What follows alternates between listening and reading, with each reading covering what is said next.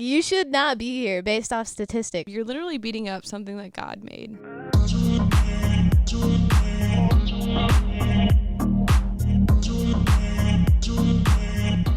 Welcome back, guys, to Ground and Growing. Sorry for another missed episode. This time, I got sick, and I was very congested. I still kind of am a little. You can't hear it now, but like, still feel like it. Thank you. Yeah. But yeah, welcome back, guys. We got a good one for you today. This is actually one of my favorite topics. Is just purpose. Actually, like, when I first got into coaching, I was like, I think my coaching is gonna be based around finding your purpose. Okay. It kind of still is like that in a way, but just like, building your identity beyond sports. But yeah, that's how much I love purpose. I just love it because I found mine at such a young age. And I found mine multiple times at different ages. Yeah, exactly. And well, there, perfect Right talking there. point right there. Because purpose, a misconception is that purpose is just a one-time find, and it's just like, okay, I found my purpose, and this is it for the rest of my life. And it's like, as you evolve and just grow, your purpose is going to change, and that's okay. And I think too, like, I think it was Tony Robbins who said it, but like, his purpose, when people ask, he's just like helping others. And that can be, that can be played out in different ways as you grow older. But like, if you're going to go into an overall thing, like his is helping others or something like that. So maybe that's how it is for you. But, since you said you found your purpose multiple times, what do you say your current purpose is, and then what were you think your past purpose is? Oh gosh. Yeah, I used to say something like helping others. Yeah. Because I was a trainer and I liked helping people get fit and find healthier ways to live, which is still a passion of mine when I do talk about fitness with people, but it's not my main thing that I do. It's not like my everyday, this is what I'm going to do. It's like, oh, well, if we end up talking about that, I can help you there. That's cool too, Mm-hmm. But so in the past, it was helping others like get fit, get healthy. And then it kind of turned into, I thought my purpose was to be a wife, to be a mom. And then it kind of, I don't know when I started to realize like that wasn't it. Like that's part of it. Like being with like having a partner and having a family is definitely very important to me, but that's not all I want to do. And that's okay if that is. I have some friends who are very beautiful stay-at-home moms. Like they are winning at it. They're so good. They're making the food. They're doing like homemade bread. Like, oh man, I honestly am a little jealous that I'm just not. I don't think I'm cut out to do all that and be satisfied. That's just not me. I can't sit still long enough to cook a meal, let alone.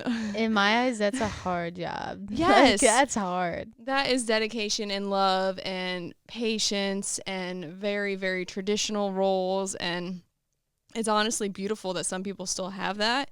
And I support one of my best friends all the time with it. And we text and stuff. And she's always like, I don't know how you're doing what you're doing, but you're doing awesome. And I'm like, I don't know how the heck you're staying at home with those kids all day, but I love that for you.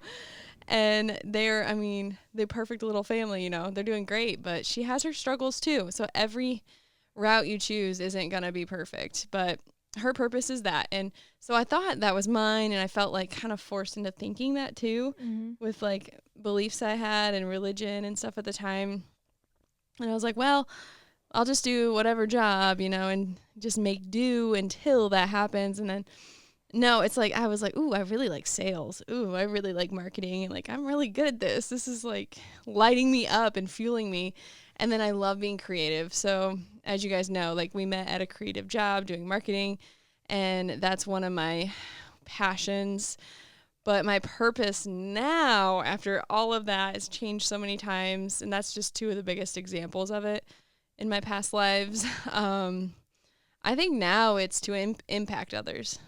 Not just help, but like impact in a huge or a small way, and just like that can just mean. So what I'm thinking is like networking with people in business in Fort Wayne, and meeting my friends that do investments, that are putting in restaurants and apartments, and like impacting them with whatever that might be at the time. Like me just meeting with them and sharing ideas and like telling them I support them.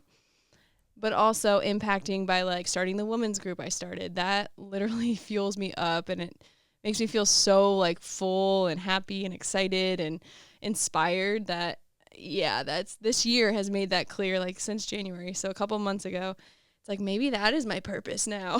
Like I love just helping women see their true potential too. So helping but influencing others, I would say, is my purpose today. Yeah, I love that. And like going back to the mom thing, like, I mean, imagine if like everybody thought that, like every woman that was gonna have a kid. Oh yeah. Like like I'm sorry, but God did not put us on this earth and gave everyone the same exact purpose. Like you're here for a unique reason. Like the chances of you being born and being here are like I forget, I think it's like 1 in 4 billion or something. Like it's Yeah. crazy. Like you should not be here based off statistics. So it's like to think that everybody has or like every woman has the purpose of being a mom and every guy has the purpose of being a father. Like Yeah. those are things that are part of life, but like to say that everybody has the same exact purpose, like then none of us would be unique. Like so many businesses were funded by women that wouldn't have happened. yeah. So it's just like crazy. And again, like not saying you can't be a mom but like to say that, oh, this is my purpose, like is it like I don't know, be more like I challenge you to be more courageous and go outside of just that mindset and just ask yourself like, okay, what do I actually think my purpose is? Like and even like something called ikigai, like that can help you. And I believe that like your purpose does not have to be a job. It does not have to be something like a career. And especially being in America where like performance is like the biggest thing and jobs and working is like such a huge thing here. A lot of Americans think that that's your purpose is a job. Again, I don't think that's why you were born. Maybe it was if like, you know, doctor or something like that. But if you chunk up, I still think that that's helping others in some way. Like, not saying that that's your purpose, but that's my purpose. But Yeah, what's yours? yeah, I would say mine's definitely like helping others and like you said, like helping people realize their potential and help them to be their best versions of themselves. So we have very similar things, which like, is why we're friends. I mean, yeah. That's why we're here. Makes sense. Makes sense. Yeah. And like chunk up even more, like to love God and love others. Like that's like the highest of it all. Like Yeah. and as you love yourself. So like those 3 things, like loving myself and through that loving God and loving others. Cause like that's another thing is like when I first got into the coaching business too, that's another thing that like I was like kind of dabbling with. And I've kind of with my athlete offer, it's just all in one, like packaged all in one rather than just like one little piece. But self-love was another thing. And I remember like first getting around Christians and stuff, they're like, oh, that's selfish. And I'm like, no, it's not. Like, what? And it's funny. Those same people realize that the Bible actually says, love God and love others as you love yourself. Cause like it's supposed to be like, it used to be just like an innate thing that just everybody did. And now people think it's selfish. So now it's not like, now people think it isn't, even though if that makes sense. Cause like, if God created you and you say you hate yourself or that's selfish, you're literally like dogging on what God created. Like you are God's creation, bro. Like that's huge too if you're going through depression to think about. Yeah. Or if you're down on yourself and you're beating yourself up, you're literally beating up something that God made. Literally. So it's like loving yourself is not selfish. I don't care what anybody tells you. Like that's one thing that I will not argue with. Like no, love yourself, bro. And so it's love yourself, loving God and loving others, I think is like, if you chunk up even more, would be like my highest purpose, which I think we're all called to do that. I think that's one thing that we all are called to do is to love God and love others as we love ourselves. So I'd say like from, you know, like a religious standpoint, I guess you could say, yeah, loving others and then chunking down, finding your unique purpose, if that makes sense. But yeah, so I would say my purpose, is just helping others and helping them realize their potential and just helping them become the best versions of themselves. Because I mean, and going back to the Ikigai thing, like if you don't know what your purpose is, that's a good start. That does include like the part of like what you can get paid for. And again, I don't really necessarily think a job it can be, and it can be a reflection of what your purpose is, but I don't think like a job itself is a purpose, if that makes sense. In my opinion, like I think it can be, but most of the time it's not. Like I think, like I said, Americans think that that's what it is. Like, and it's like, but what if that job wasn't there? Like, I was just going to say that. What if it goes away or that business yeah. falls apart? Then what? Yeah. So the ikigai is 4 things. So like an exercise for you guys is write down 10 for each category and then kind of like see like the patterns. But so write down 10 things you're good at, 10 things you love to do, 10 things the world needs, and then 10 things that you could get paid for. And that could be like anything. Like it doesn't have to align with what you said. Just write down 10 things you get paid for, and then you'll find the patterns and stuff. So that's a good way.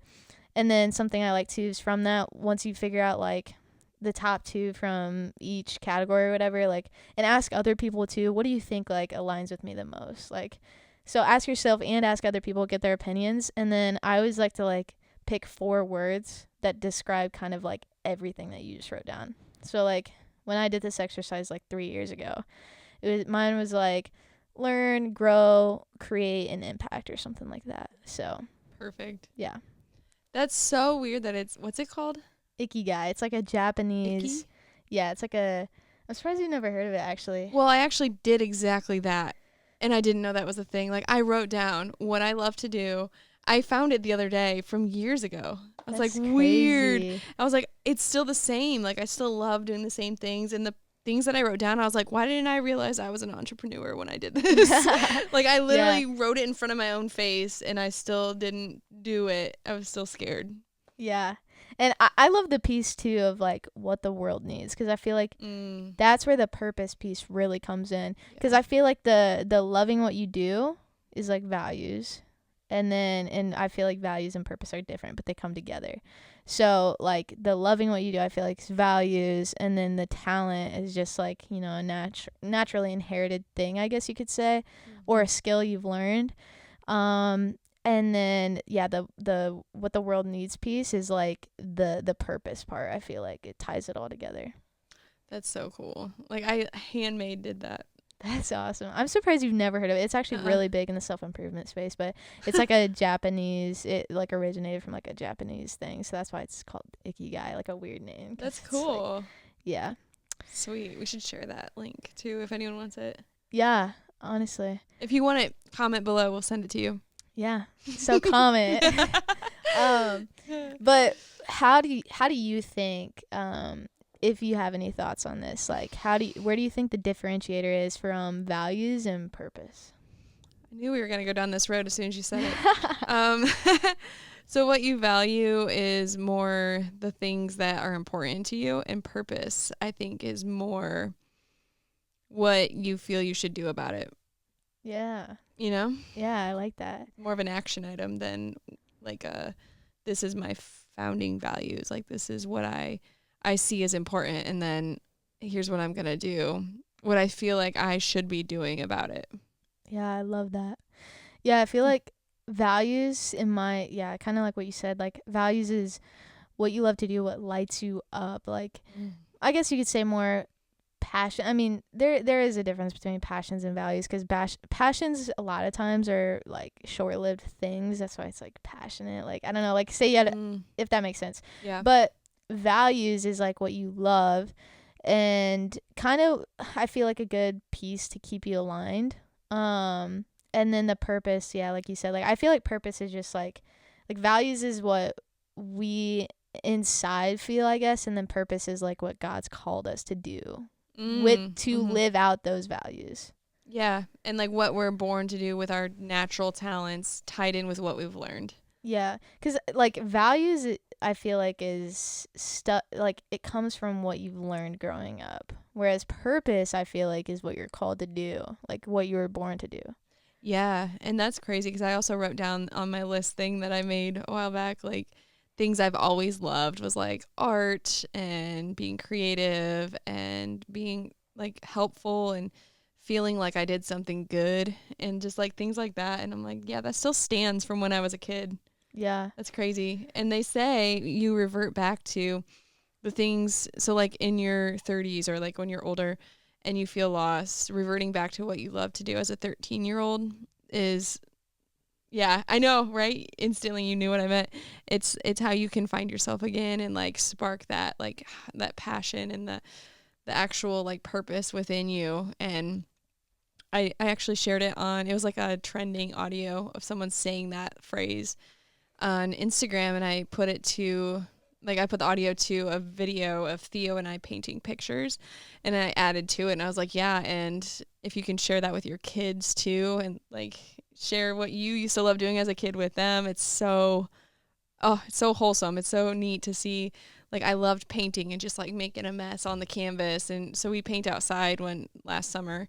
And now that it's getting warm out, we will again, but we have easels and everything, and I just let Theo go to town. That's so cute. And that's what I used to love that. do. And I'm like, why haven't I been doing that? That's how I get like the creative juices out here and there when I have time to sit and just paint. But like reverting back to something you used to do, whether it's painting or sports or reading a book. A lot of people used to like to read. I used to love reading as a kid, and I haven't done it intentionally until about a year or two ago when I started reading again, and it was all self-help stuff.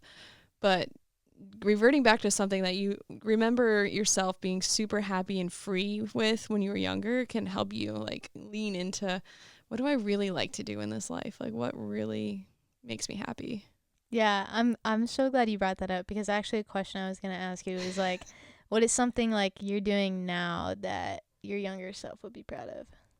Oh, well, I hosted an art show last year, and I used to dream of being in an art show, and I've been in 2 now with my paintings.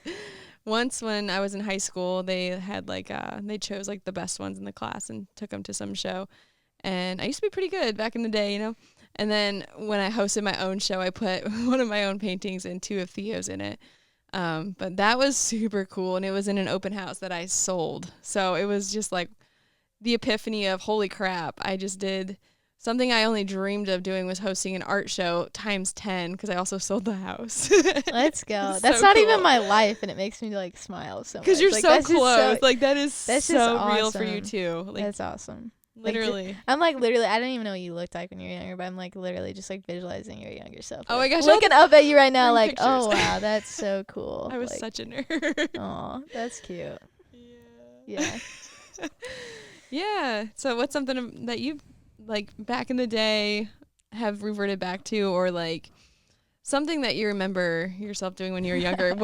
I said that your eyes lit up, so I want to hear what you were thinking. Oh man, there's multiple things. And if you guys remember my word this year is alignment. So I've actually like planned stuff to get back into that. So like one of the things like I want to do in the summer, just like that's just when I planned it, not just because like a specific time. I don't know. That's just when I planned it, was to build a Lego set, because I as a kid, bro, I loved Legos, dude. And I'm like, I'm gonna do that, but like an adult one that's like huge. Like I just want to do that. Costco. Yeah. They sell really cool ones. Dude, I went to Meijer, and like, cause I always look at Target and stuff. I'm like, oh, this is all right. But then I went to Meijer just randomly. I'm like, bro, they got a nice collection. So yeah, but that's something I always love to do. And in elementary school, my dream, I don't know if you know this, my dream was legit, I'm not even kidding, to be the first girl to play in the NFL. Really? That was my dream, bro. That's so cool. Obviously, that's not my dream anymore, but the fact that I loved football that much, I really did, and I still to this day, it literally eats me up that I can't play right now. But I brought that back like last year, which is how I tore my ACL. But yeah, I was getting traction with that, which was amazing. And once this recovery is over, like definitely gonna get right back into it. But that's another thing that I always love, and I still love to this day. And it's just like making sure, like, I wish in high school I never stopped playing football, bro. Like, yeah. But that was like, I had one of those moments is like, what is something I loved as a kid? I'm like, football. I still love football. Why am I not playing football? And that's when I was like, I'm finding a league, bro. So finally did, because there really was not any that like let women play around here. And then they randomly did, and I was like, boom, right on that.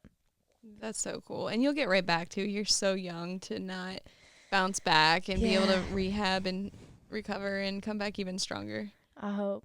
Oh, you will. No, you will. I will. Yeah. No hoping about it, dude. I know. There's just a lot of setbacks right now, but gotta see the bigger picture. It's giving you time to focus on business and podcasting and all that. For real. That I know it really is. Like, but it's also like the balance is like, okay, am I neglecting it too much? Like, could I be doing more to make my recovery better? I don't know, but I don't know. It is though, like, good point. Like, I have noticed that it's like giving me the time to actually focus on what I need to focus on. And same thing with like how I told you how like Sophie can't travel right now, so it's making me not travel. I'm like, so it's making me focus just on business. I'm like, so maybe I'm meant to just do that right now. Yeah, because you would be in practices and games and stuff, and we wouldn't have time to do this and edit it and all that. Yeah, true that. That's so true. And now that we have it rolling too, it'd be easier to do both once you do get back. Absolutely. Because we have a system now. But I guess you kind of mentioned a guide for finding your purpose, but what is your advice? Adding in the guide too, sure. But if you or someone listening is like, I don't know what I want to do. I'm just struggling. I want to pay my bills and just be happy and be able to travel, but I'm so stuck. To someone who feels like desperate and just sad right now, what would be your advice to them? Where the heck do they start? Like, if they're like, what the hell am I doing with my life? We've been there. I've been there. Yeah. What would you say from Delaney on how to help them get going and finding their purpose, finding their passions, finding something that aligns with where they want to go if they don't know where the heck they want to go? Yeah. Simple. 2 things. 1, get rid of all your distractions. Shut your phone off. Like, literally put it in another room. Make sure nobody's at your house. Like, literally shut yourself in a room just with your thoughts. And I know that can be scary for some people. But I promise, like, those thoughts are not going to kill you. Maybe. I hope not. Real dark. I hope not. Anyways, realize though you're not your thoughts. But anyways, just let yourself sit with your thoughts and just see what comes up. Because I personally feel like God gives us so many ideas and things that like are just like aha moments for us, and like he's trying to lead us, but we're in a world that's just filled with so much distractions that we can't even hear that unless we just sit in silence. But most of us, literally like 99% of people, don't ever just sit in silence ever. So it's like do that. Once you just get the things flowing, and like at first you're gonna want to think very consciously, like you're gonna want to use your conscious mind and just try to think of stuff like so hard.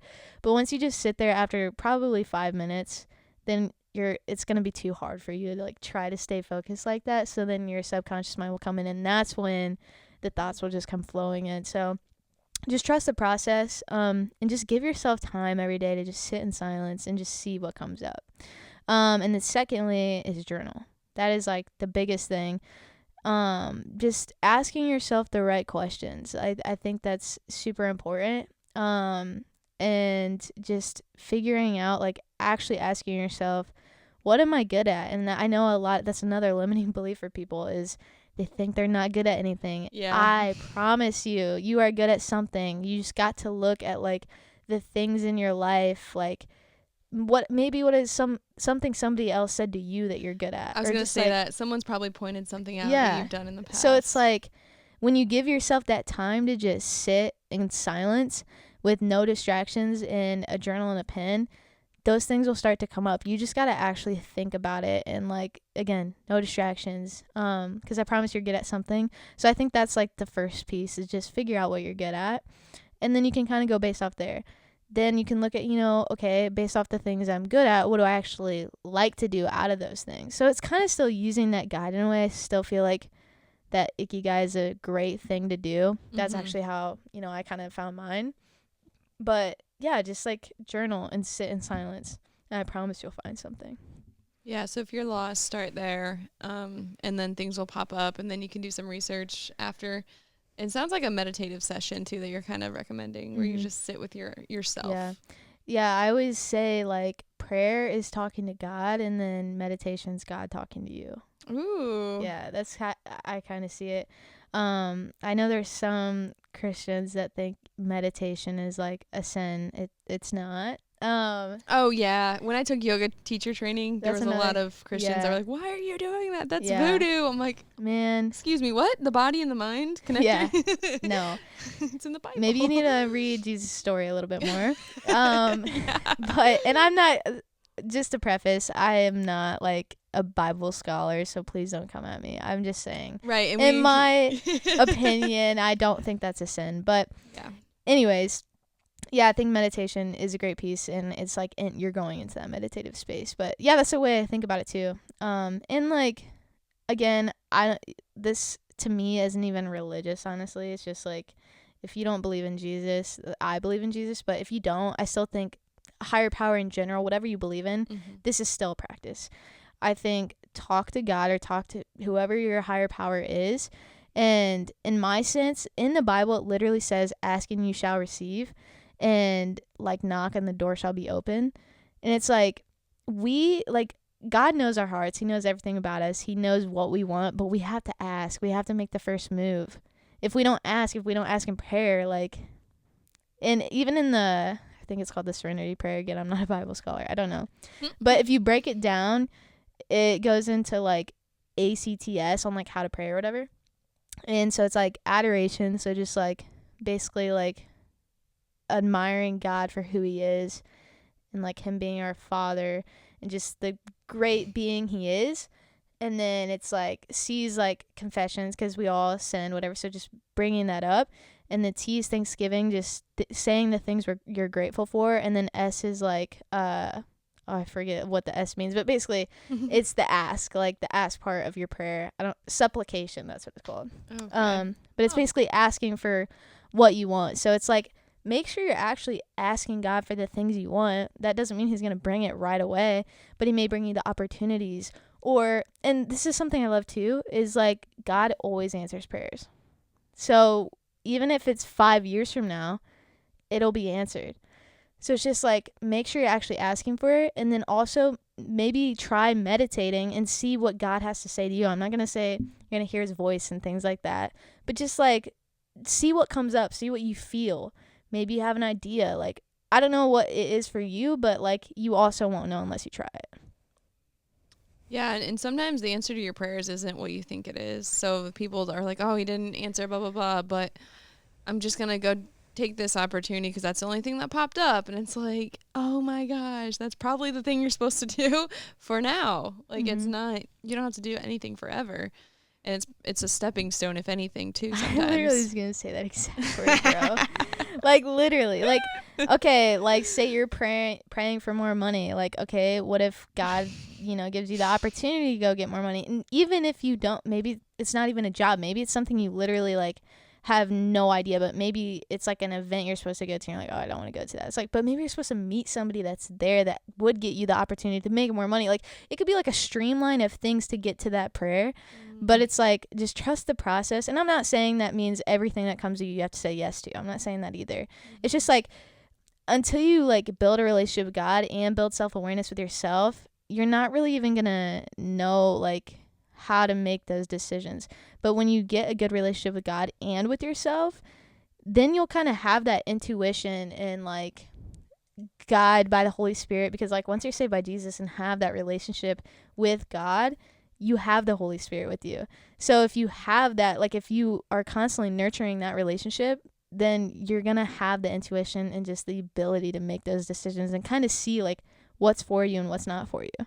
But if you're kind of just like not doing that, then yeah, you're not gonna know, and it's just gonna be like, well, I don't know, and just lost. I mean, even the negative things too, though, like losing a job or getting fired or written up or whatever, it might be a sign from God. It might not be, oh, my life's terrible, like nothing works out for me, like I can't get ahead in life. It might be you're not supposed to be in this job, and God's like throwing all the signs at you and you're not listening.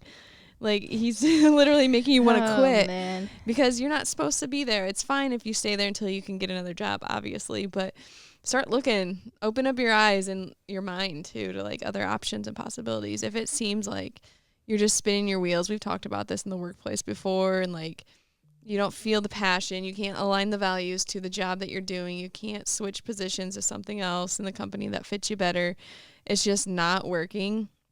Like, open up your mind and think, okay, well, what else could I do? Maybe that job that I've always dreamed of having, just apply. Just apply to it. Even if you don't feel qualified. I've done that, and I've gotten those jobs. Yeah.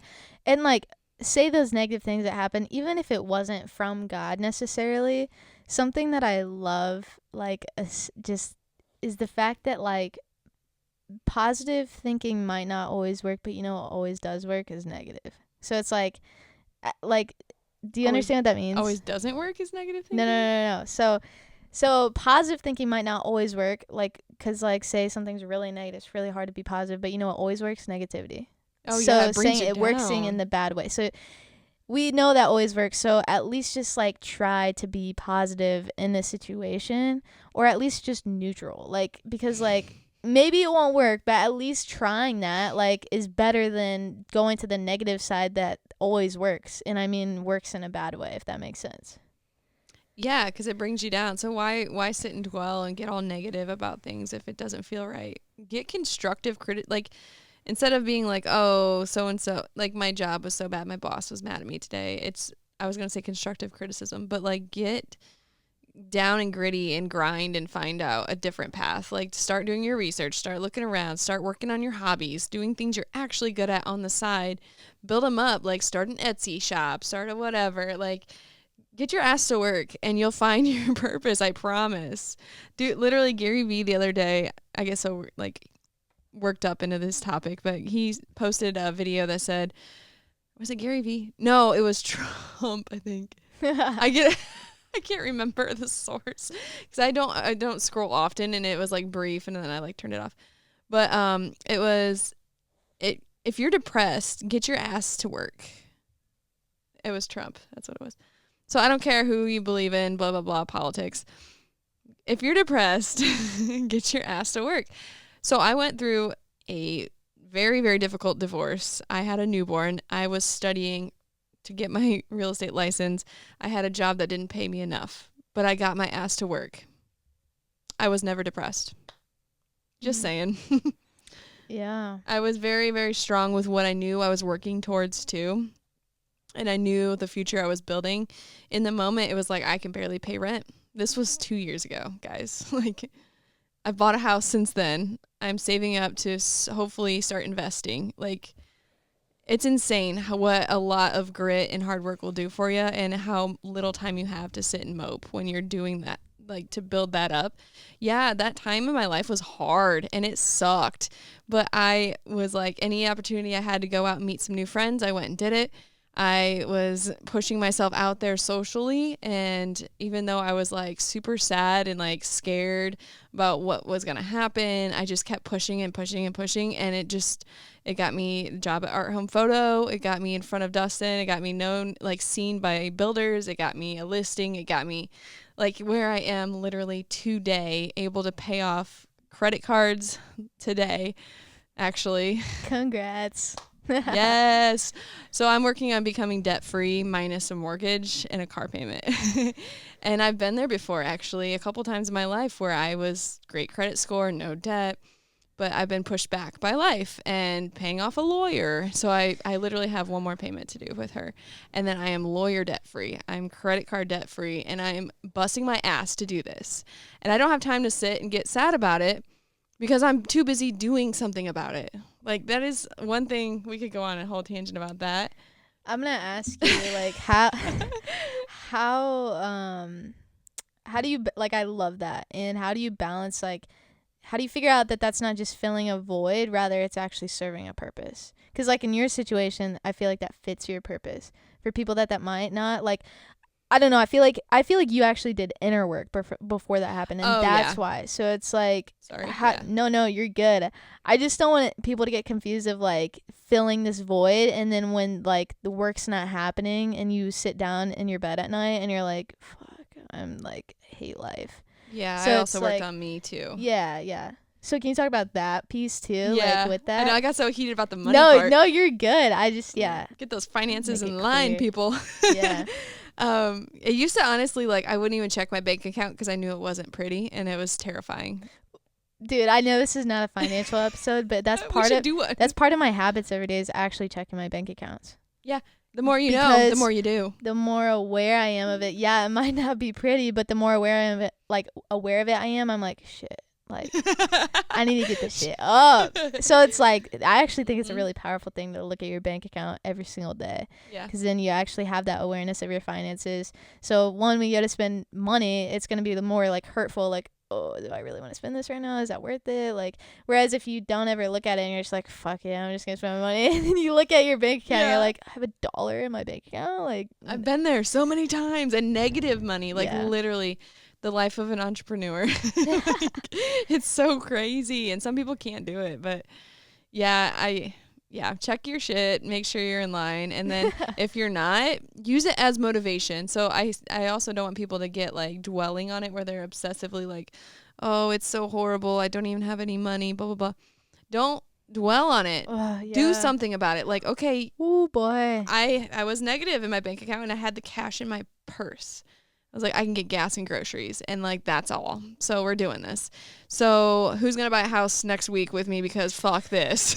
Yeah, it's like sorry, drop the F-bomb. No, I have been too. I didn't mean to, but it just gets me going. I know. I've been there, I've done that. If you have questions, if you're struggling with that stuff, please reach out. I'll help you personally, because it is hard to survive out there. But it's doable. I'm living proof. Yeah. There's so many things. So, again, like I said, everything's a balance in life. Nothing's just one-sided thing. Oh, the mindset side. I didn't even go into it. Yeah, if you want to, go. Sure. Yeah, go into it. I forgot. Again, I got really passionate there. So while I was going through all that and not, making enough to make ends meet, but making enough to get experience and have a job, something. While building up the real estate stuff, I was also working on my mindset. And even before then, like before I decided I was finally like, yes, I'm going to get a divorce. Like even before I was listening to Mel Robbins. I was listening to Gary Vee. I was listening to the Ed Milet Show. I was listening to all those podcasts when I was married and we were having problems and we went to therapy. And so like the gears were going. And I was reading the self-help books. I'd read some of them before I even got married. So when I was like in my early 20s, I dabbled in it. So the foundational stuff was starting. And then it was like, okay, I need to focus on what's going to be good for me, how I'm going to improve myself. And then I bring to the marriage or to the relationship a better person. Because I can point fingers all day long. He did a lot of things that weren't okay to me, but I enabled it. I've talked about this. I've enabled it. I allowed it to happen. What did I do that made him think that was okay for so long? And then it got worse and worse and worse. And I didn't say anything. And so it was like, wow, I'm a pushover. Wow. I like, why do I feel like I have to please everybody? Like, what's going on with me? So I dove in. I went to therapy. We went to a session together, and then the therapist said, you need to see me separately, and so does he. So then we did that, and it just turned into I just went to see her. And, like, she was like, A, you need to leave this marriage. B, you need to work on yourself and get strong for your future child. Oof. And I was like, let's go. So I did it, and I started the work even harder, and I got really into self-development. And so that was already started before I came here to do real estate, to start from negative money and build something bigger for my son and myself. So that all started, but it continued. I did the self-help stuff. I met some people in Fort Wayne that were really into that. A lot of investors are really into that. If you need friends, let me know. I have people of all types of like hobbies that they like to do and age groups that I could literally like say, hey, you should meet this person because they are similar to you and what you like to do. Like I've done that. I actually have connected investors that became good friends and are now buying a building together.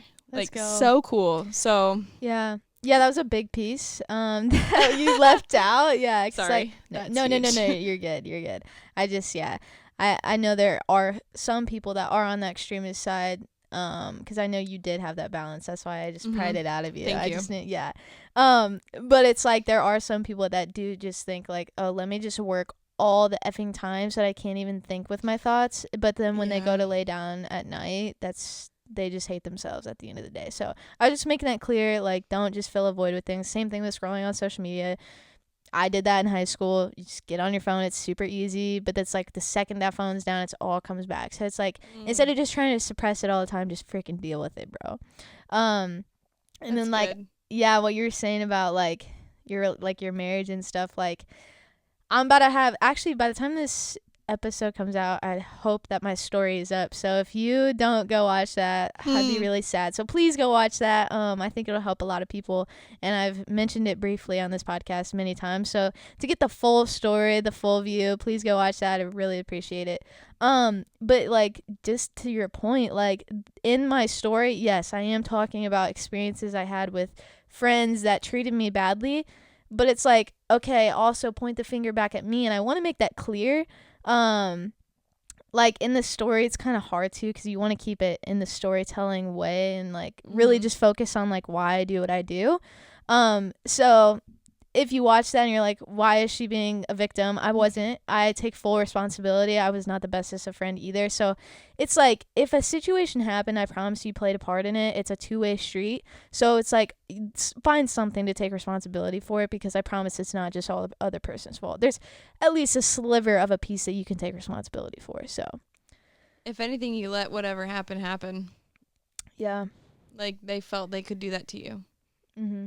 If someone did something to you, like that hurts. And that reality set in for me a little bit like after the fact, and I was like, ooh, dang, like I let that happen. Like what? Yeah.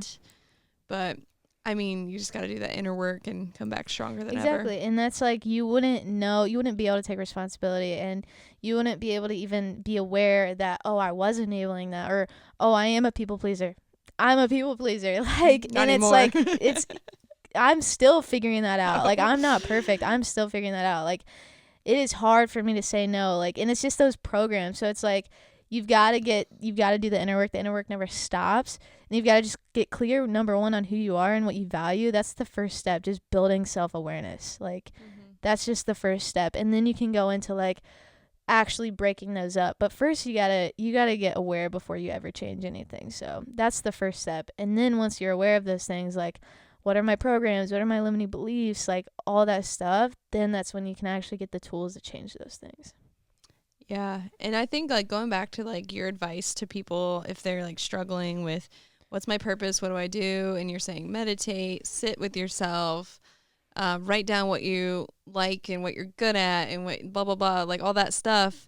But I think adding to that, I would add, if that feels like too much for you, or if you're not quite to that point where you can even write something good about yourself down, some people are at that point.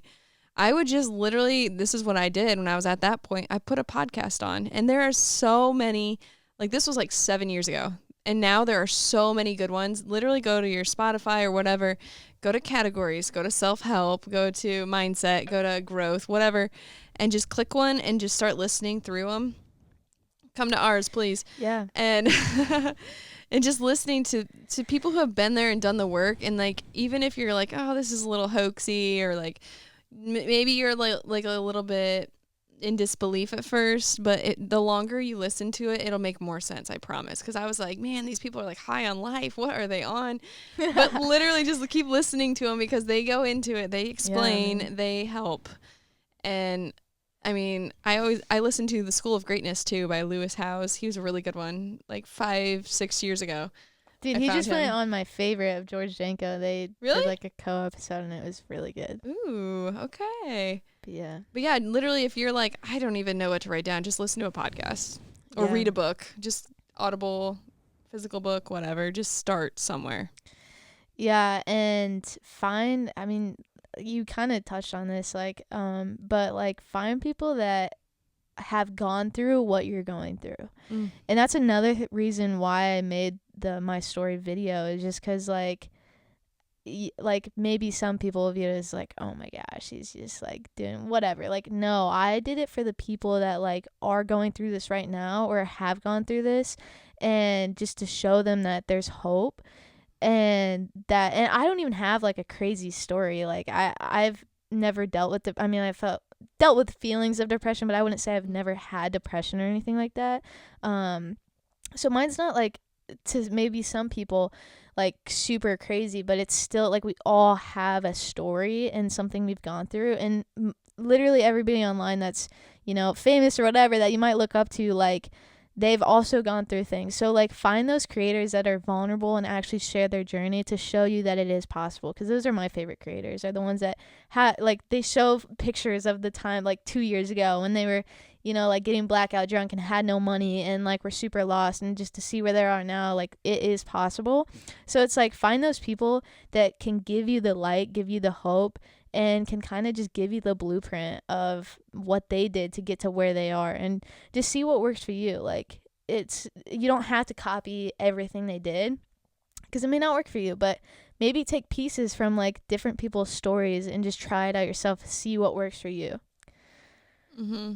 I mean, that's advice I give to my athletes when they're like trying to figure out what to do. I'm like, dude, study the greats who have already done it. There's a blueprint out there. There's a blueprint of success out there. You know how many freaking like athlete interviews you can search up in your free time and watch that instead of watching TikTok?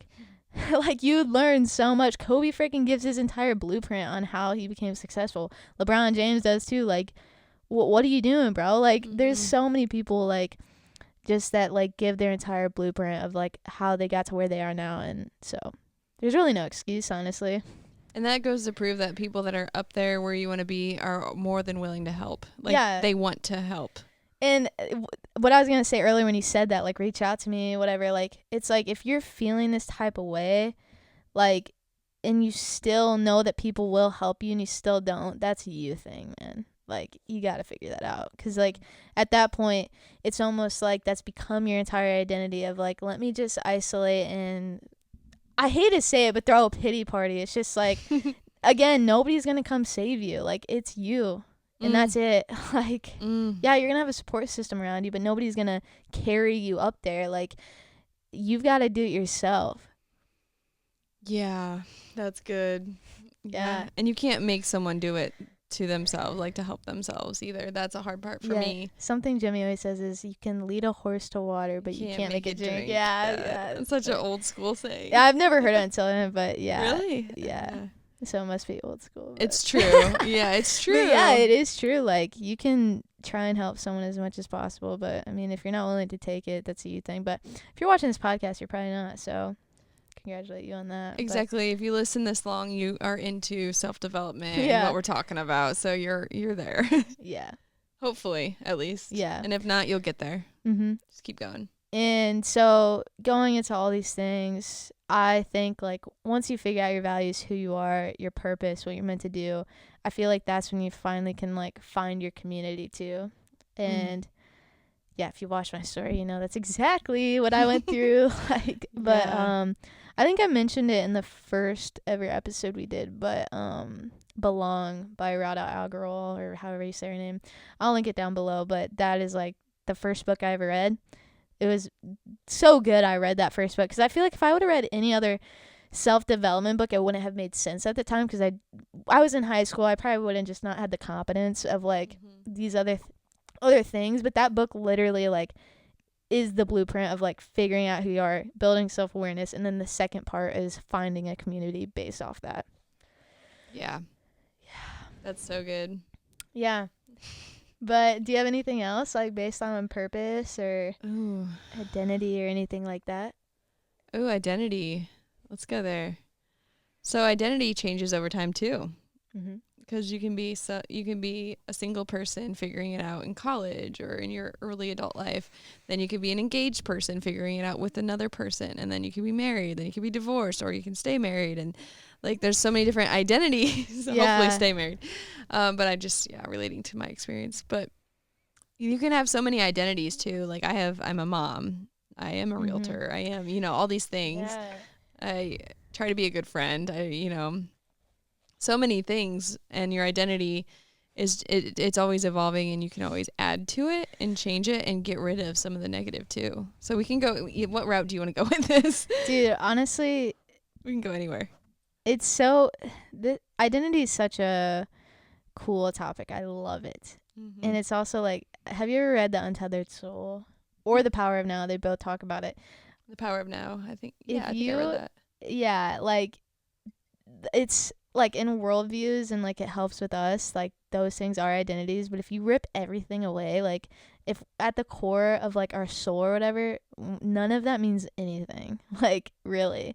So it's like, who are we beyond that? Like who are we? It gets confusing. I'm honestly not even an expert because it's like, like these labels that we put on ourselves, like, yeah, I'm a mom, I'm a daughter, like all that stuff. Like it's like, okay, but like what's your soul? Like that's, your soul's not that. So it's like, it's so confusing of like who we are. But I don't even want to go down that route because I don't. Deep one, yeah. I don't even. That's like some like spiritual like enlightenment stuff that I'm not at that level. So, yeah. But yeah, what route? I mean, you pick, because I could talk about identity a lot. I mean, that's a big part of my offering is freaking helping athletes build their identity beyond sports. So that's so cool. Well, I mean, even as like an adult too, like person, you have to figure out your identity in your environment too. And if you move your environment, it changes, and you have to rediscover it. And I mean, you always want to stay true to your identity, but you have a different role then in a new space, if that makes sense. Like you're trying to figure out where you fit in with this group, in this community. So having like the foundational identity is very important. I would call it foundational identity. I don't know if that's even a proper term for it, but we are not professionals, okay? We are not experts. We are not doctors. We are not therapists. No. But like having a foundation, like I am a ray of sunshine when I enter a room. I am a good person. I am doing my best to help others. I am, those types of things. And you take that and you put it into a new environment. You can still be the same person, but you can, with the same identity, but you can evolve into, I'm also doing this now, and now I'm in a community where I can start this fundraiser and help this whatever. But I mean, those are all like action items. I guess I tie things to action a lot because I'm a very like do it person. Yeah. And it's hard for me to like dial it back into like what's your actual like your purpose and your identity, non-action item related, I guess. So it's hard for me to do that, but I don't know. I guess, yeah, just knowing your like foundational identity, like, hey, this is who I am. This is what I stand for. This is my values. And then taking that and bouncing through life with that, and then just adding in different types of things, different environments. It's definitely, I would say, very important to keep true to your true identity and how you want to actually be in front of other people. So like finding yourself and doing that work and stuff like that we've mentioned, it can help you find that like true identity. Like, hey, this is what I'm all about. And if someone tries to influence that, like not letting them change it in a negative way. That I know, I'm like adding all these layers, but that's what identity means to me. No, there's a million ways to look at it, I'm sure. So let's hear what it means to you.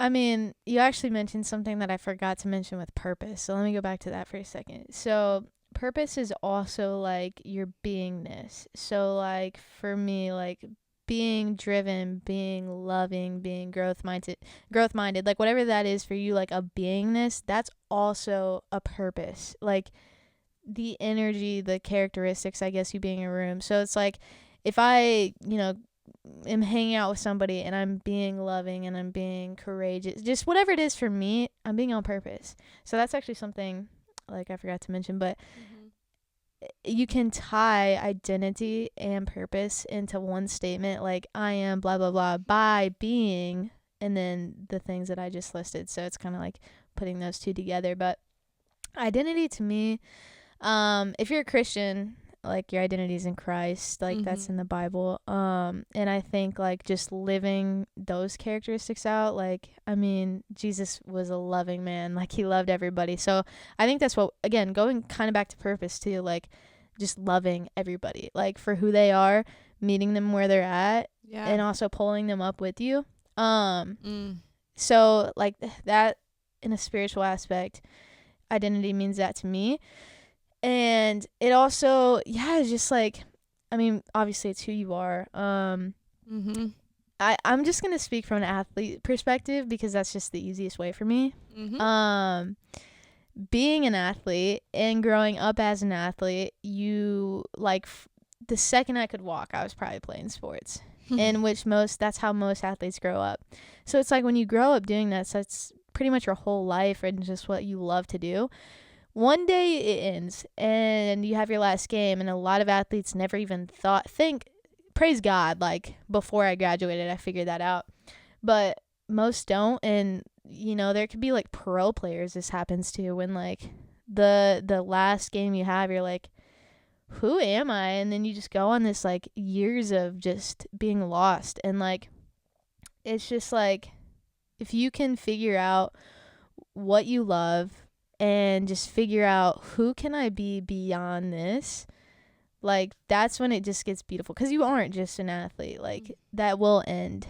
And that's just why, I don't know, I'm just so passionate about it. But I guess that's what identity means to me, is just like who you are and how you see yourself. That can also be transferred to, I'm not just a mom. Yeah. Like, there's so much more to each mother, because that, we can talk about that for a whole podcast. I could, about like how much your life changes when you have a baby. It's like your new identity is mom, and it's all you do for a little while, like 6 months. That baby cannot do anything without you. Like you're feeding them, you're providing them life. So that becomes your identity for a little while, is I'm mom to a newborn. Like that is huge. It is vital. It's needed. There's a reason we're connected to our babies. It's to keep them alive. So that becomes like your only identity. And a lot of moms and a lot of my friends, myself, we've struggled with, okay, now what? Like after that phase when the baby starts to become more independent, can go to daycare, can do whatever, and you can go back to work, or you can put time into other things now that the baby's napping longer and like actually mobile, like you can take the baby with you and do things. So then you kind of, there's a huge identity crisis that moms go through. Oof. I know this could be like a huge episode. No, it's fine. I was just, not to cut you off, I was just thinking of something. I know nothing about this topic, so I don't know if you do, but do you think that that's a huge reason of why like postpartum depression happens? Oh my gosh, yeah, 1,000%. Yeah, exactly. I was getting there. Okay. Yeah, thanks. yeah. There's literally a sickness tied with it. It's the depression is like, I don't know what I'm meant to do besides keep this child alive. There's so many different avenues and reasons why that happens. The hormones are way out of balance for 2 years. Holy crap, I didn't know that. So if you knew me a couple years ago, I'm way different than, I mean, for many reasons, but for one of the reasons is you don't feel like yourself as a mom until your baby's about 2 to 3. You start to feel like you again. Your brain cells, like you get more brain cells back. I don't know the exact science behind it, but you lose brain cells because your focus is keeping a child alive, and you can't capacitate more than that. So kudos to women who go back to work right away. It's hard. I did it. It's so hard. I studied real estate. That's why it took me so many times to pass. That's why I felt so stupid for so long. I literally felt like I could not learn because I wasn't sleeping, for one, and I wasn't able to because I'm just in, it's like a survival mode you go into. And this is why there's a girl on Instagram, Lindsay, I'm going to butcher it, but Lindsay Girk, I think. But she does the Get Your Pink Back campaign. Like she has a website, they sell shirts, they do all these fundraising things. Like she's amazing. She talks about this. So mother flamingos, the pink flamingos, when they have babies, they turn white. They lose their pigment and their coloring. They lose their pink because they're giving all their nutrition and nourishment to the baby to keep it alive, to grow it. And it takes them a while to get their pink back. And then they start to feel like themselves again. Well, humans do it too. We give so much to the babies and their energy is just like high alert. Like you hear them crying in the night and the dad doesn't. There's a reason. There's a science behind that. And it's survival, to make it short. But like the mom's focus and attention is always on, where's my baby? That's why mom guilt starts. When you're at work and your baby's at daycare, you feel guilty because you're apart from your child. There's a reason. Like we're programmed to be with our children until they're like 5, I think it is. Dang, bro, that's literally crazy. And that's why like preschool's a thing at like 5. That's when they're old enough to go on their own and start learning with others, and that's when they're ready for that. There's a reason that the babies don't leave the moms until then in history. But anyways, the postpartum depression, it is a real thing. I thankfully did not have it, but I've had friends who have. And it's tied to the hormones because there's such a change. It's tied to the new identity crisis. It's tied to no sleeping. It's tied to you feel malnourished even though you may be eating healthy and you may be exercising again. but you can't exercise right away. So then naturally we feel out of shape. We feel we have to bounce back. There's a lot of pressure on that. It's ridiculous. Like, it literally makes me so angry that people put pressure on those things too, while you're trying to figure out how to be a mom, how to be a parent, Yeah, man, how to that's balance. heavy. That's It's heavy. deep. Yeah, we could go all into that, but there's definitely a postpartum depression reality, and a lot of women struggle with it. And eventually they get out of it. Sometimes they don't. Like, it's rough, but the identity crisis is real. If you're a mom, reach out if you need help with it, because I've been through the struggles. I did not have the depression like clinically, but I've been through the ups and downs and the good and bad days. It's rough, but just like we say, like, life is rough too. It's not as insane as becoming a mother, but there are ebbs and flows of life too, and focusing on how can I make myself better? How can I improve myself? Like, you can't pour from an empty cup. Like, people say that all the time for a reason. Mm-hmm. And you have to take care of yourself, because you are providing life and a safe environment for someone who needs you to do that. So you have to take care of yourself. You have to do your due diligence too. This is my little bit of advice. Find a partner who will make sure that you can do that before you get pregnant with them. Yeah. That is so important. I have friends, obviously, who have great husbands, and it's like, man, like, they do so much to help, because they realize this is so hard on the mom and the baby. If you get, like, you have to be able to help support the mom to support the kid. And thankfully I have great parents, family members, siblings that helped me when I was in that mode, because it is brutal when you don't have a partner there to support you. So yeah, do your due diligence, ask the questions, definitely vet people hard, and don't feel bad about it, because you know what? If you're prepping for that, that shows that you really care about that person and you see a future. Mm-hmm. I just had this conversation. Like, it's so important. But yeah, do that work though. I mean, once you have a solid foundation of, I know who I am, whatever, and then you have a change in life, like becoming a parent or a new job or moving or switching careers, like, if you start the foundational work now, you'll be in a way better place to adapt and flow easier if you have that foundation set. But it's never too late to start. Like, literally, you can start working on it now. Yeah.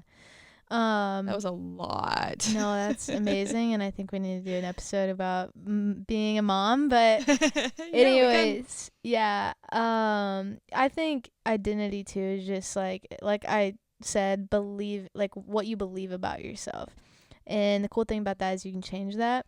So if you're looking to shift your identity in a way, or like your self-image, or just how you perceive yourself, look at your idols, or like people that you look up to, and figure out, okay, what are the traits that I like about these people, and list them out. And you'll also realize that you've embodied these qualities before, and that they're within you. But once you figure out those, then it's like, okay, just ask yourself, how can I embody these traits every single day?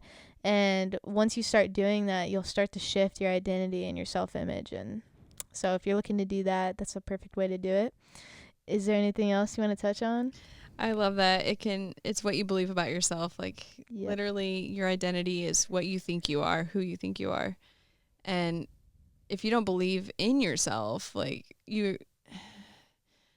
just getting that, like, confidence that we talked about last time, or two episodes ago. Yeah, I don't even remember anymore. It ties in, like, all the things. Yeah, all the things we talk about tie in, like, figuring out your purpose, your passion, all that. Yeah, it's great when you do, but you might not for a little bit, and you might have to do this other groundwork first. You might have to build up your confidence.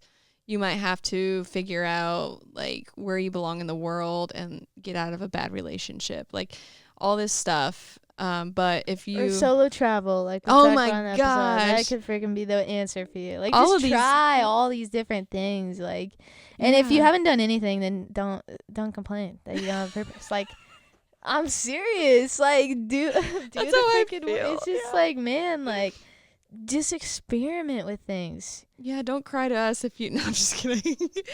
Just do it. Like literally, Nike. Just do it. It's Just do it. motto of my life. I'm like, just do it. Like, Yeah. I said that earlier. That's another good book, Shoe Dog. I haven't read that one. Yeah, that's actually funny. That's actually the first. I got it in an airport one time. I don't even remember. I think it was when I was coming back from Seattle. That was even before ever even the thought of personal growth was not even in my mind. I just saw Nike, and I had a shoe reselling business in middle school. I was like, oh, I love Nike. And so I got the book. So I don't know. Maybe I was just always meant to be a business. I don't know, man. So, but the signs were there. They were there. But yeah. Awesome. So if you want any more advice or if you have more episode ideas, please comment them down below. We've been getting some comments on Spotify. Shout out Mom and Tristen. Love you guys. Now we need you other guys to comment because we encounter people I was just gonna every say, we day. get comments in person. We encounter people time. every day that like give us affirmations for this freaking podcast. It's like all the time. All right, well comment down below so that we can see that. We love you guys. And so yeah, if you have any episode suggestions or questions or anything like that, please comment them down below. We love you guys, and as always, stay grounded. Keep growing.